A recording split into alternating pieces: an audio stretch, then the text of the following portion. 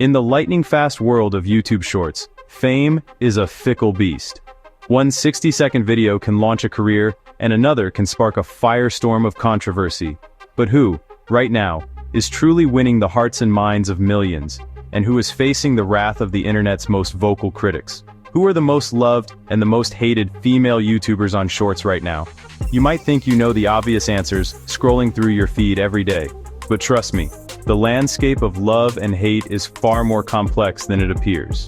Some of the names on the loved list have a dark side you've never seen, and some on the hated list might just be misunderstood.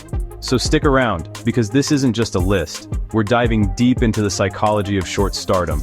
We're breaking down the drama, the hype, and everything in between to find out what it truly takes to be loved or hated in the digital age. Let's kick things off with the creators who seem to have found the golden formula for adoration, the most loved female Shorts creators.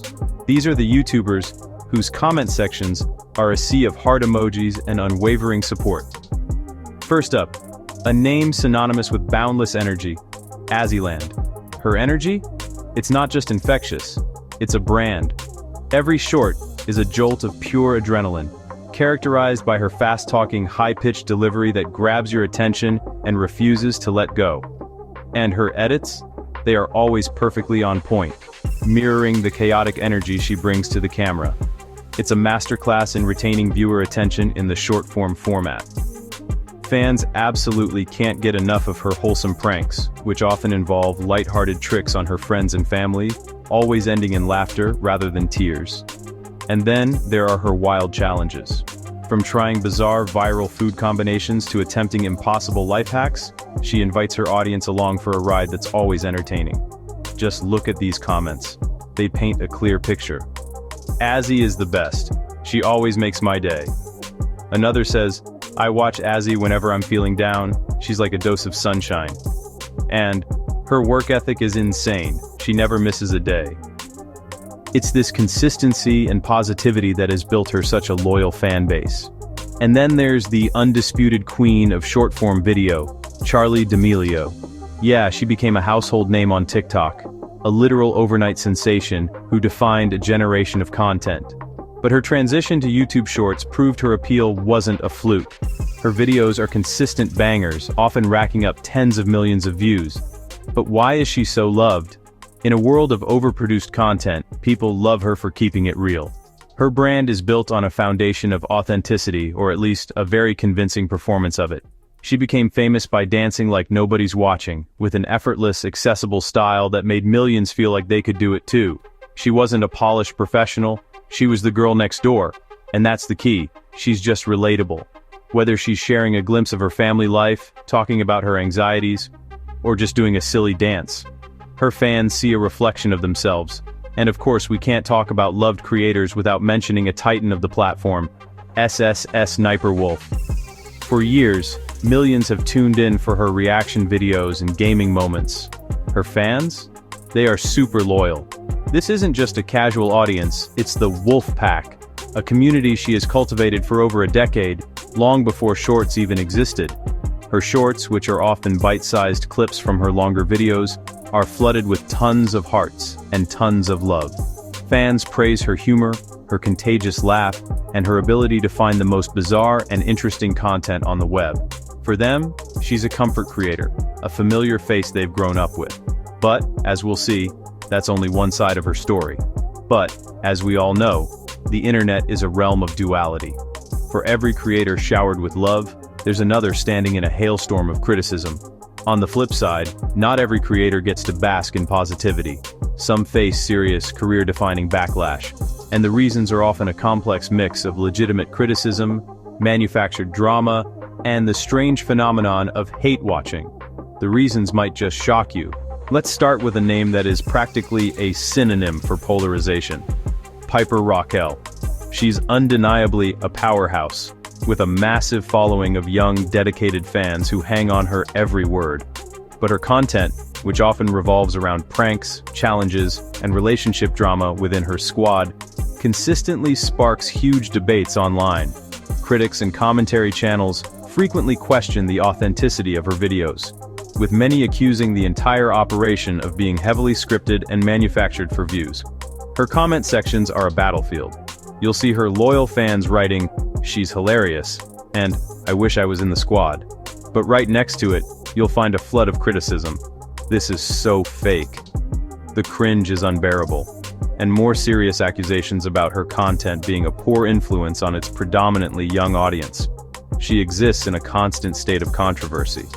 Then there's perhaps one of the most controversial figures of her generation, Danielle Cohn. For years, she's been in the spotlight for a storm of all the wrong reasons. Her career has been dogged by persistent controversies, including intense public debate about her real age, the appropriateness of her content, and the role her parents have played in managing her online persona. Her shorts still rack up millions of views, a testament to the fact that outrage is a powerful driver of engagement. But those views are accompanied by a ton of dislikes, and some of the most heated discussions you'll find on the platform. She is the prime example of a hate-watched creator, where a significant portion of her audience tunes in specifically to criticize her. And now for the twist. Even SSS Sniper Wolf, who we just placed on the most loved list with her army of loyal fans, has a massive and growing contingent of haters. She gets more than just her share of hate when drama pops up. She has been at the center of some of the biggest YouTube dramas in recent memory. Accusations of freebooting, using other creators' entire videos with minimal commentary, have followed her for years. More recently, a major controversy involving accusations of doxing another YouTuber, Jax Films, caused a massive backlash that reached far beyond the usual YouTube drama circles. So let's put this all side by side, because the duality is fascinating. On one side, you've got the incredible power of love, millions of hearts, overwhelmingly positive vibes, and legions of fans cheering them on, ready to defend them at a moment's notice. But on the other side, you have relentless criticism, floods of dislikes, and comment sections filled with some of the most harsh and personal attacks imaginable. It's wild how the same creator, like SSS Sniper Wolf, can receive both extremes, sometimes on the very same video. This is the paradox of modern fame. The larger your army of lovers, the larger the target on your back for haters.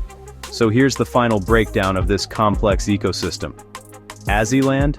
Overwhelmingly positive. While some may find her style grating, her audience's adoration is a powerful protective force. Piper Raquel? Split right down the middle. She is the definition of a polarizing creator, equally loved by her target demographic and criticized by outsiders. Danielle Cohn? More haters than fans, but her ability to generate outrage keeps her relevant, proving that in the attention economy, even negative views have value. So, after all of that, what do you think? Is the relentless positivity of the most loved creators a genuine personality trait, or a carefully constructed brand designed for maximum engagement? And does it even matter if it makes people happy? And are the most hated creators simply misunderstood artists reflecting a chaotic culture? Or are the criticisms about authenticity and exploitation completely valid? Where do you draw the line? Drop your thoughts below. I genuinely want to hear your take on this. Who did I miss? Who is on your most loved or most hated list? And if you love diving deep into the complex world of YouTube drama and culture, make sure you hit that subscribe button and ring the bell for more YouTube drama breakdowns. We're just getting started. Which side of the internet do you find yourself on more often? The lovers or the critics? Let me know in the comments.